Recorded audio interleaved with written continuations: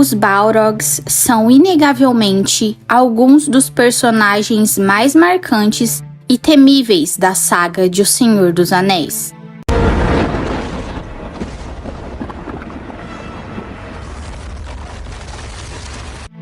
Sua aura intimidante e habilidades incríveis os tornam verdadeiros ícones do mal na Terra-média.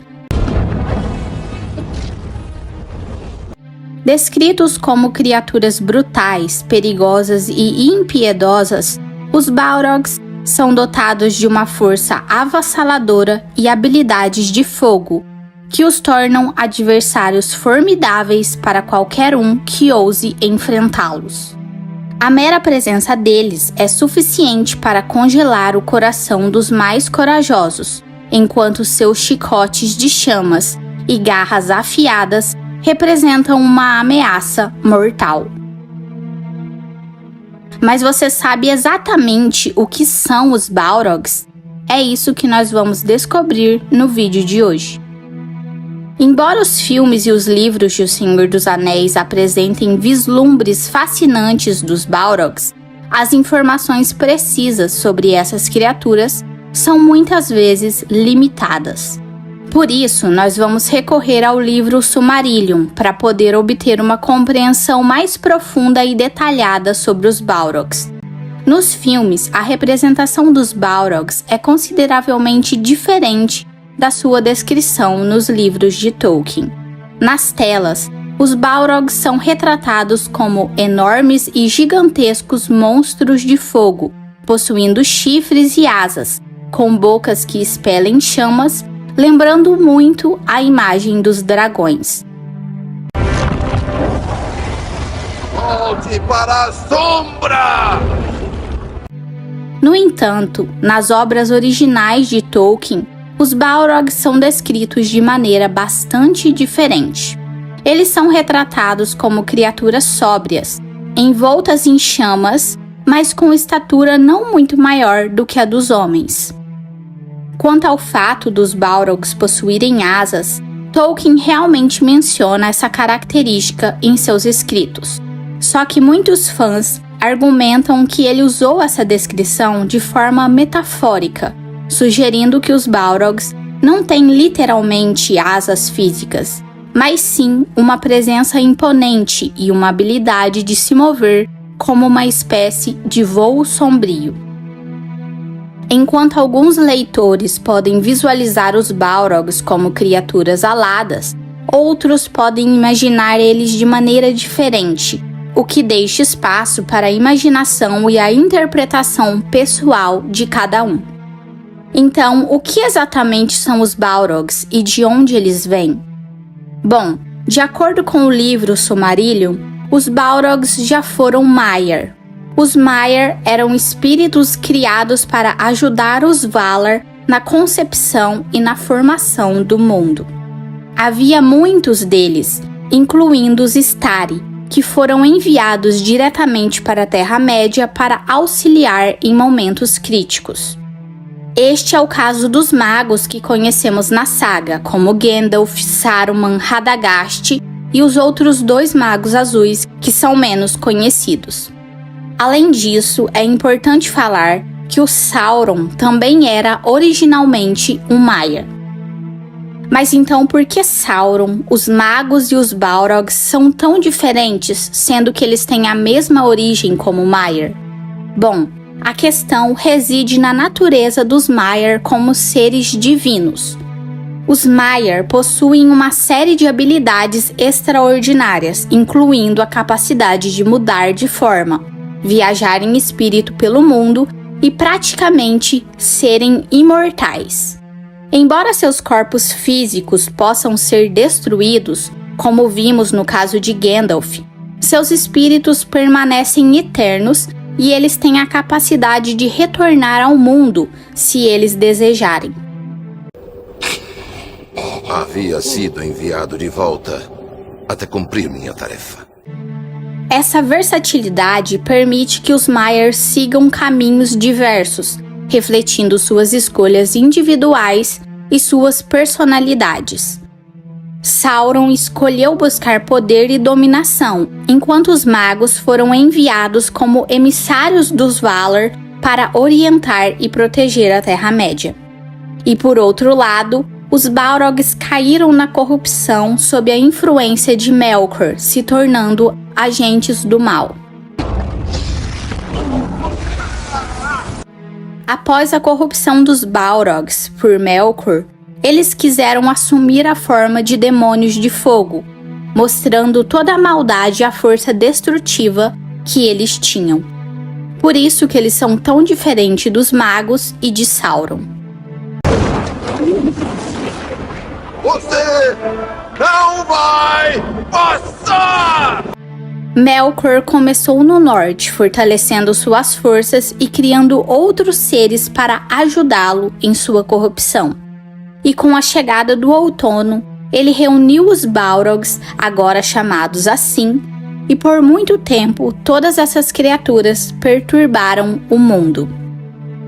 Seu reino de maldade se espalhou cada vez mais por toda a Terra-média, lançando uma sombra escura e sinistra sobre todos que viviam ali. A presença dos Balrogs, como agentes diretos do mal de Melkor, representou uma ameaça constante para todos os habitantes de Arda, marcando uma era de trevas e perigo para aqueles que se opunham ao domínio da escuridão. Os Balrogs desempenhavam papéis significativos em muitas batalhas importantes, permanecendo ao lado de Melkor e vivendo junto com ele em sua fortaleza. No entanto, quando essa fortaleza foi destruída pelos Valar, os Balrogs fugiram para o oeste e se esconderam nos postos de Angband, aguardando o retorno de seu mestre que tinha sido preso. Anos se passaram e Melkor, agora chamado de Morgoth, fugiu de Valinor, depois de muitos anos de confinamento. E durante todo esse tempo, os Balrogs ainda estavam escondidos, esperando por ele. E quando seu mestre fugiu, os Balrogs saíram correndo ao encontro dele, prontos para servir novamente ao Senhor da Escuridão em busca por poder e vingança. A primeira vez que os elfos encontraram os Balrogs foi durante a Batalha sobre as Estrelas, na Primeira Era, quando os elfos marcharam em direção a Angband para enfrentar o exército de Morgoth. No entanto, esses elfos foram detidos pelos Balrogs e impedidos de passar. Entre esses demônios estava o Senhor dos Balrogs, conhecido como Gothmog. Uma curiosidade é que esse Balrog é o único que possui um nome específico, evocando uma aura maléfica de poder e terror. Gothmog é descrito como sendo implacável, impiedoso e cruel, capaz de semear o medo e a destruição por onde passa. A presença dele é sinistra e ameaçadora, e a sua força é temida por todos aqueles que enfrentam as forças de Morgoth. Bom, muita gente se pergunta quantos Balrogs existiram exatamente na Terra-média, e para começar, eles foram inicialmente planejados para serem um número extremamente alto. Em um de seus escritos, Tolkien afirma que mais de 1000 Balrogs estavam presentes durante uma batalha na Primeira Era. No entanto, à medida que seus escritos foram se tornando mais consistentes e os Balrogs foram sendo retratados como criaturas cada vez mais formidáveis, Tolkien revisou suas ideias. Ele então disse em outro escrito que provavelmente existiam apenas 7 Balrogs no total.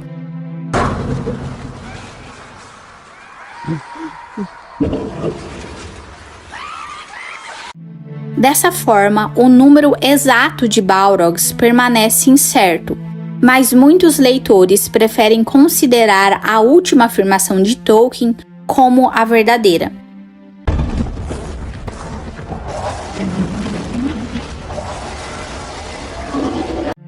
Mas e você? Quantos Balrogs você gostaria que existisse? Milhares de Balrogs caminhando pela Terra-média ou a escassez dessas criaturas torna a obra mais concreta e envolvente?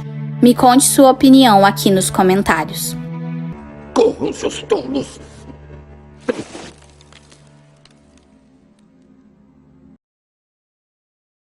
O Balrog aparece só em algumas páginas de O Senhor dos Anéis, mas consegue matar o Gandalf, que é muito poderoso. Então, quão forte ele realmente era?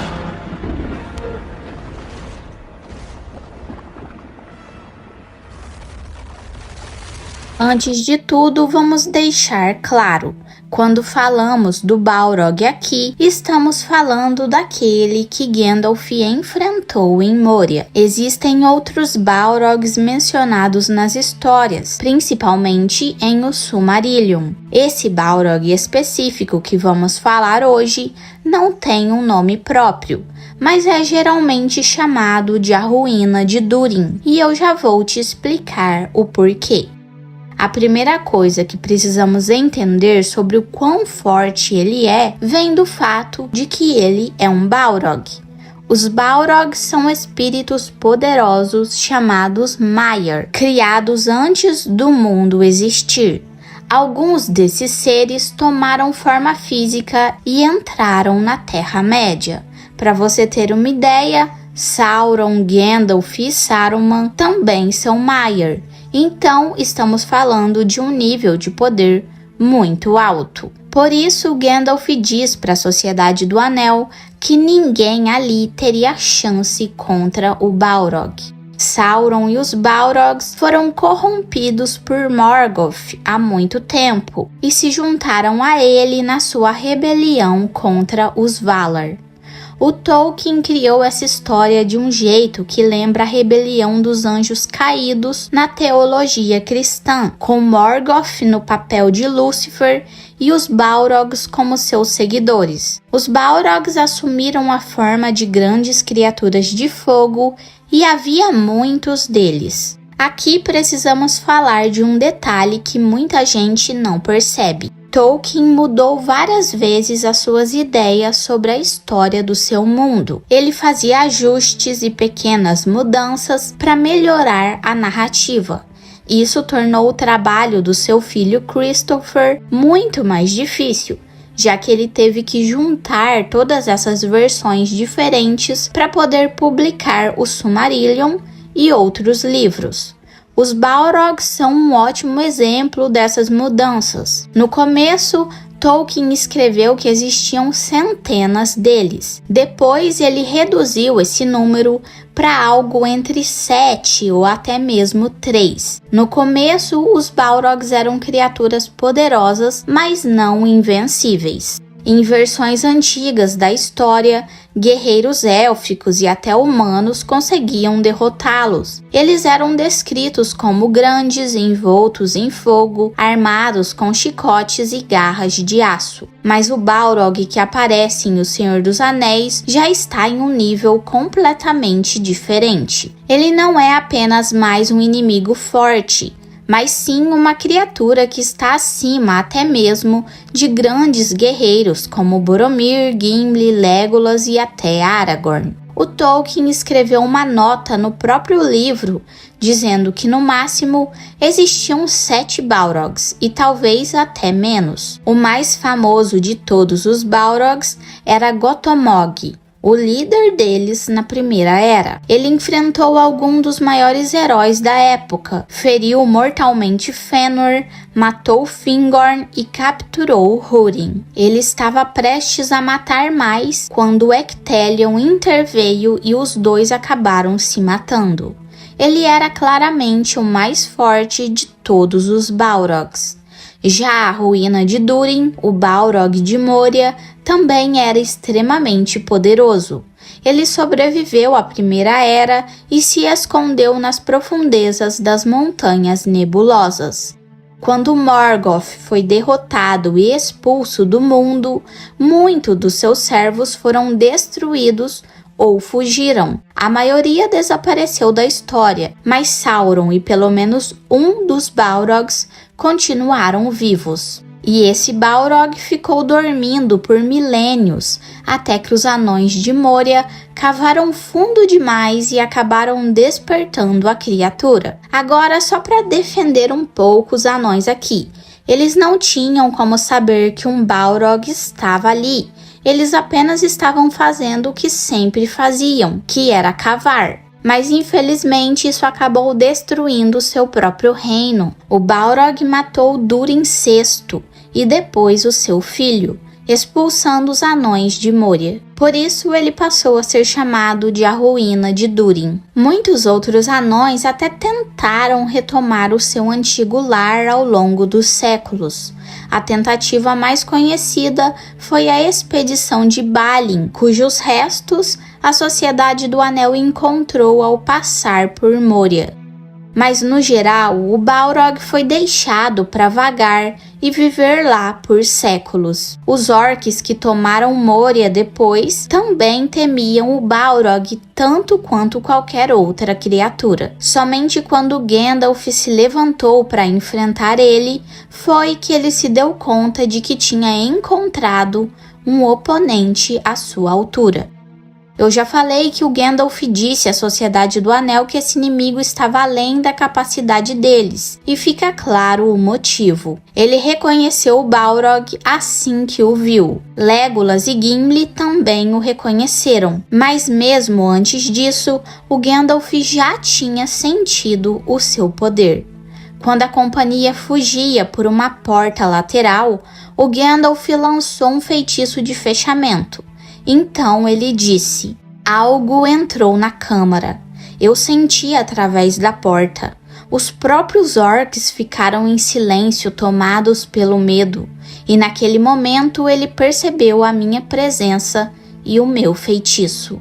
O que era, eu não consigo adivinhar, mas eu nunca senti tal desafio. O contrafeitiço foi terrível.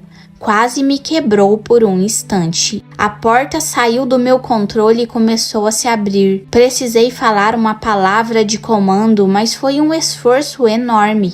A porta se despedaçou e algo escuro como uma nuvem bloqueou toda a luz. Fui jogado escada abaixo. O Gandalf tentou impedir o Balrog primeiro com um feitiço simples de travamento e depois com uma palavra de comando muito mais poderosa. Então o Balrog empurrou a porta com tanta força que Gandalf foi arremessado para trás e caiu escada abaixo. Impressionante. Mas se isso já foi impressionante, a sua entrada na ponte de Khazad-dûm foi ainda mais aterrorizante. Era como uma grande sombra, no meio da qual havia uma forma escura de homem, talvez ainda maior. Um poder e um terror emanavam dela e a precediam. Ela chegou à beira do fogo e de repente a luz desapareceu, como se uma nuvem tivesse se curvado sobre ela. Então, num salto veloz, atravessou a fenda. As chamas rugiram para saudá-la e se entrelaçaram ao seu redor, enquanto uma fumaça negra se elevava no ar. Sua juba flamejante brilhou atrás dela. Em sua mão direita, empunhava uma lâmina como uma língua de fogo. Em sua esquerda, segurava um chicote de muitas tiras. Ai de mim, lamentou Legolas, um Balrog está vindo. Gimli olhou com os olhos arregalados e gritou: a ruína de Durin. Deixando seu machado cair, cobriu o rosto com as mãos. Um Balrog, murmurou Gandalf. Agora eu entendo. Que sorte maldita! E eu já estou cansado. O Legolas ficou paralisado de medo. O Gimli até soltou o seu machado, e até mesmo Gandalf hesitou. Se precisávamos de um sinal de quão poderoso esse Balrog era, isso já diz tudo. A sua mera presença fez até os mais valentes tremerem. Podemos dizer que quando os dois lutaram, foi evidentemente uma disputa equilibrada.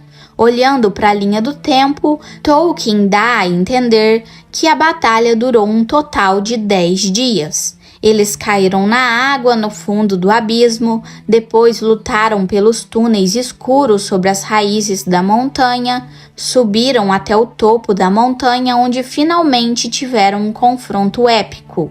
2 inimigos incrivelmente equilibrados. E mesmo que o Gandalf parecesse ter começado a batalha já enfraquecido, ele não dá muitos detalhes sobre o que aconteceu.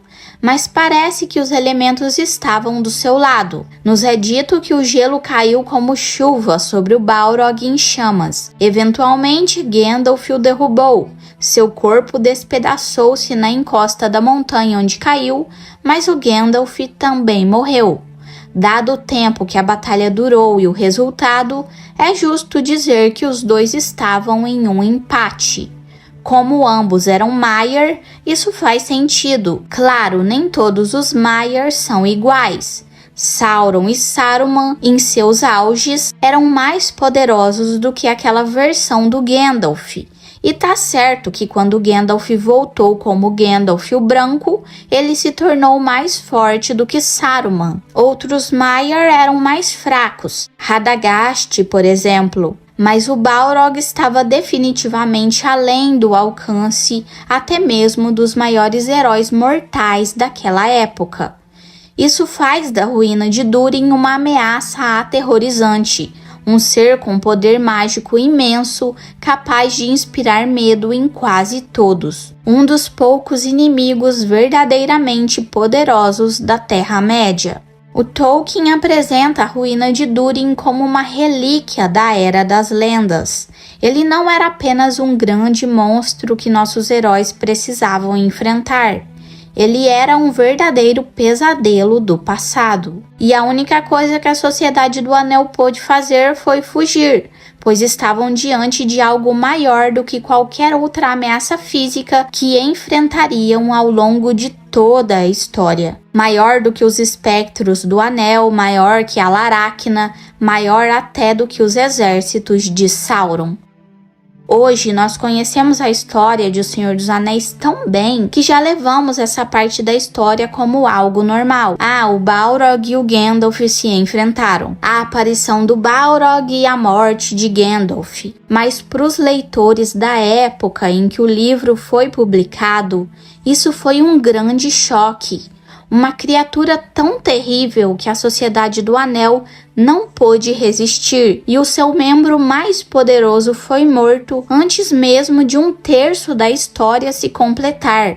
Mas olhando de uma perspectiva mais ampla, Gandalf tinha que parar o Balrog. Não apenas para permitir que a sociedade escapasse, mas porque esse era um inimigo de um nível completamente diferente. Algo que poderia causar uma destruição imensa. Ele era um Maiar, assim como Sauron e Saruman, imortal e terrível. Se Gandalf não o tivesse detido, ele teria se tornado uma ameaça não apenas para as criaturas da Montanha Sombria, mas para toda a Terra-média. Uma relíquia viva de fogo, vinda de uma era de lendas e pesadelos. Que diabrura é essa? É o Balrog, um demônio do mundo antigo. Você não vai passar! A batalha mais importante da Guerra do Anel pode não ter sido nem a do Abismo de Helm, nem a dos Campos de Pelennor. O confronto mais decisivo aconteceu na Ponte de Caçadum, em Moria, entre o Gandalf e o Balrog. O fogo negro não é bom para você! Chama de Udum! A Sociedade do Anel não viu o que aconteceu depois que o Gandalf caiu, mas essa luta entre os dois Maiar durou muito tempo. Então, o que rolou depois que eles caíram da ponte? Corram, seus tolos! No dia 15 de janeiro de 3019, a Sociedade do Anel foi atacada por orcs na tumba de Balin, nas minas de Moria, e precisou fugir em direção à Ponte de Caçadum. tudo graças ao Pippin, né? Mas enfim, Moria já estava abandonada pelos anões há mais de 1000 anos. Em 1980, um Balrog foi despertado e transformou o lugar em um refúgio para os orcs, tornando o nome de Moria símbolo de tragédia. Mas ainda assim, ela era a maior obra dos anões na Terra-média, se estendendo por uns 65 quilômetros do portão oeste até o portão leste. Os anões cavaram túneis e galerias enormes, mas no subsolo existia coisas que eles nunca tinham visto antes. O abismo mais profundo de Moria é o vazio escuro, onde fica a ponte de Khazad-dûm. O Gimli até chegou a dizer que nenhum anão tinha medido a profundidade daquele buraco, mas no fim das contas até mesmo esse abismo tinha um fundo. Foi nessa ponte que naquele 15 de janeiro o Gandalf e o Balrog entraram em combate. O Gandalf não fazia ideia de que um Balrog estava nas minas. Desde que despertou, essa criatura nunca tinha saído de Moria, nem mesmo quando aconteceu a batalha de Azanul-Bizar entre os orcs e os anões, do lado de fora dos portões. Ele provavelmente nem se importava se os orcs que viviam nas minas morriam ou não. E com o tempo, o seu nome virou lenda e ele passou a ser chamado de A Ruína de Durin. O Gandalf só percebeu que tinha algo muito poderoso ali quando ele tentou usar magia na tumba de Balin e recebeu um contrafeitiço violento, digamos assim. Mesmo assim, ele ainda não sabia que estava enfrentando um Balrog. Só quando a criatura apareceu de verdade é que ele entendeu que estava diante de um ser das eras antigas. Então ele imediatamente mandou os outros atravessarem a ponte enquanto ele ficava para lutar. Nesse momento, nós ouvimos o Gandalf dizer uma das frases mais icônicas de toda a saga: "Sou um servo do fogo secreto, portador da chama de Anor." O fogo negro não é bom para você, chama de Udum! Volte para a sombra! Mas você sabe o que essas palavras significam? Se vocês quiserem, eu posso fazer um vídeo explicando detalhadamente o significado por trás dessa frase e contar o porquê ela é tão poderosa dentro da Terra-média. Vocês querem? Comenta aí. E então, os dois entraram em combate na ponte de Khazad-dûm. O Gandalf usou o seu cajado para quebrar a parte da ponte onde o Balrog estava, fazendo a criatura despencar no abismo. Mas no último segundo, o Balrog conseguiu laçar o Gandalf com o seu chicote e puxou ele lá para baixo também. O abismo, que Gimli disse ser absurdamente profundo, realmente não parecia ter fim. O Gandalf caiu por um longo tempo e o Balrog caiu junto. E enquanto despencava, o Gandalf podia sentir o calor do monstro queimando a sua pele, até que finalmente eles chegaram lá no fundo. Lá embaixo existia um lago escuro e profundo, um lugar tão sombrio que nem tinha nome. Talvez fosse dali que a criatura do lago do portão oeste de Moria tivesse surgido há muito tempo. A água era gelada como a morte, quase congelando o coração do Gandalf. E mesmo sendo uma criatura de fogo, até o Balrog teve as suas chamas apagadas naquele lago. Mas isso não foi suficiente para derrotar ele. Sem o seu fogo, ele se transformou em algo diferente. Uma coisa grotesca e pegajosa. Dá para deduzir que o calor do Balrog reagiu com a lama no fundo do lago, cobrindo o seu corpo e mudando a sua forma. E mesmo assim a luta não parou. Ali onde o tempo não tinha significado, os dois continuaram se enfrentando. O Balrog atacava sem parar, seus braços cobertos de lama tentando agarrar o Gandalf e sufocá-lo.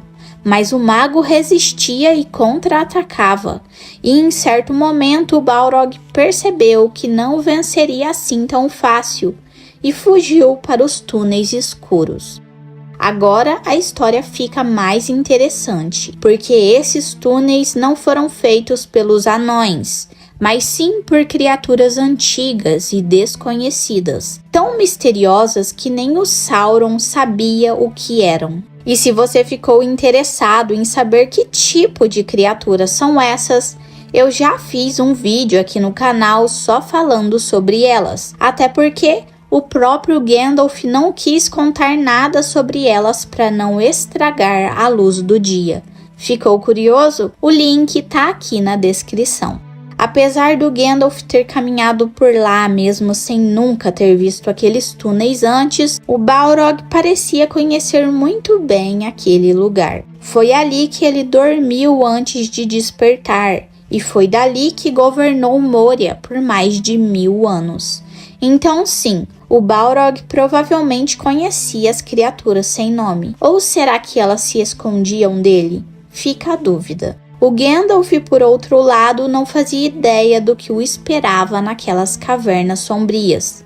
Mas ele não tinha escolha. Para derrotar o Balrog, ele precisava segui-lo. O Gandalf perseguiu o Balrog pelos caminhos ocultos de Moria, sem descanso. A criatura sombria subia cada vez mais, se movendo em direção ao noroeste, até que finalmente retornaram às áreas escavadas pelos anões. O destino final dessa perseguição era a lendária Escada Sem Fim, uma estrutura antiga que se erguia em uma espiral desde as profundezas de Moria até o topo das Montanhas Sombrias. Os anões de Khazad-dûm já consideravam essa escada mais um mito do que uma construção real, mas ali estavam o Gandalf e o Balrog, subindo seus milhares de degraus sem excitação. O Balrog liderava a subida e o Gandalf seguia logo atrás, determinado a acabar com aquela batalha de uma vez por todas. A escada os levou até Zirak-Sigil, um dos picos mais altos das Montanhas Sombrias. No topo havia a Torre de Durin, agora uma ruína com apenas uma parede e uma janela restantes. O Balrog saltou para o cume e ali, sob a luz do sol, ele reacendeu as suas chamas, como se o próprio sol desse para ele um novo fôlego. Apesar de ser uma criatura das sombras, o Balrog se incendiou novamente, e o calor do seu corpo derreteu toda a neve que estava ao seu redor. No alto daquele pico, isolados de tudo e de todos, o Gandalf e o Balrog travaram a sua batalha final. A luta durou 2 dias inteiros e foi violenta, devastadora. Mas no fim o Gandalf saiu vitorioso. Com um golpe final ele lançou o Balrog montanha abaixo.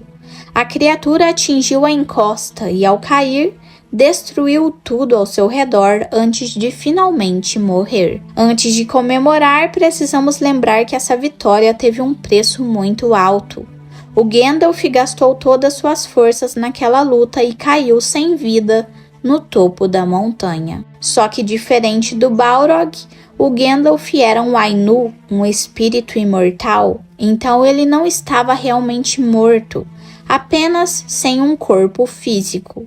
Nem todos os Ainur conseguiam voltar depois de perderem os seus corpos. O Saruman e o Sauron, por exemplo, permaneceram apenas como espíritos fracos e impotentes após as suas derrotas. Mas o Gandalf era diferente. Ele foi enviado pelos Valar sob o comando de Ilúvatar, e o seu espírito era forte. Então a sua essência vagou por dimensões além do tempo e do pensamento, indo para um lugar onde apenas poderes superiores poderiam decidir o seu destino. Ele foi enviado de volta ao mundo renascido em sua missão. E não existe uma resposta definitiva sobre quem o trouxe de volta, mas tudo indica que foi Ilúvatar e não os Valar. Isso porque o Gandalf menciona que esteve além do tempo, um lugar que nem mesmo os Valar habitavam. Quando ele retornou à vida, o Gandalf estava nu, sem roupas, sem a sua espada e sem o seu cajado. Ele ficou ali no cume da montanha por dias. A torre estava destruída, a escada desmoronada. Ele não tinha para onde ir. O tempo parecia interminável. Cada dia passava como se fosse uma vida inteira. Foi então que Gwaihir, o Senhor dos Ventos, veio ao seu encontro. Só que dessa vez, o Gandalf não era mais um fardo. A grande águia percebeu que algo tinha mudado nele. Gandalf não era mais o cinzento. Algo nele brilhava como se o próprio sol passasse através dele. A chegada de Gwaihir não foi uma coincidência. Foi a Galadriel que enviou a águia para encontrar com ele.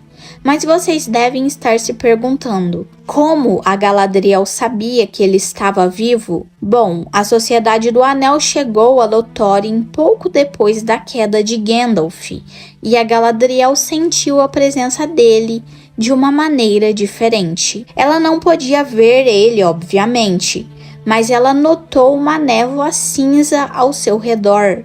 Isso aconteceu enquanto Gandalf ainda estava lutando contra o Balrog lá nos túneis subterrâneos. É possível que esse vínculo entre os dois tenha sido fortalecido pelo fato de ambos serem portadores dos anéis élficos. Quando Gandalf voltou à vida, talvez esse laço tenha permitido que Galadriel percebesse a sua ressurreição e enviasse Gwaihir para buscá-lo. E depois de ser resgatado, Gandalf foi levado até Lothlórien, onde ele se curou e recuperou as suas forças.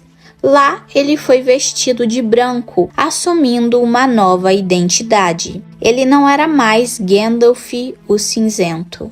Agora ele era Gandalf o Branco, o único dos Istari que cumpriu a sua missão de se opor a Sauron. E foi desse jeito que terminou a história do duelo entre o Gandalf e o Balrog.